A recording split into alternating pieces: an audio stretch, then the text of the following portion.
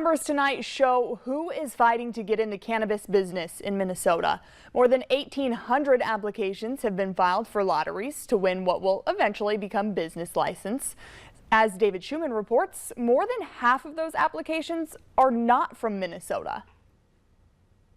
Angela Dawson is done filling out her application for Minnesota's Office of Cannabis Management. Good 50 pages and a couple of meltdowns. I'm relieved to be done with the confusion. As CEO of Bold North, Angela is hoping to win a lottery for a business license pre-approval later this year. Not quite licenses yet, but enough to start planting seeds in the ground on a larger scale.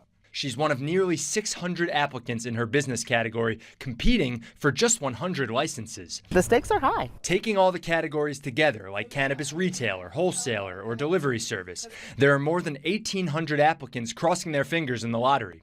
Less than half of those live in Minnesota. It really does make me concerned for that Minnesota craft industry that we've been so strongly trying to create here. Minnesota statutes do not have a residency requirement, so we received applications from all around the country. For Angela, it raises the specter of large out-of-state corporations snapping up licenses she feels should be going to local entrepreneurs like her. The OCM says limiting this first round of applicants to those who met social equity criteria likely filtered out companies like that. We're going to be going down to the individual level, looking at ownership.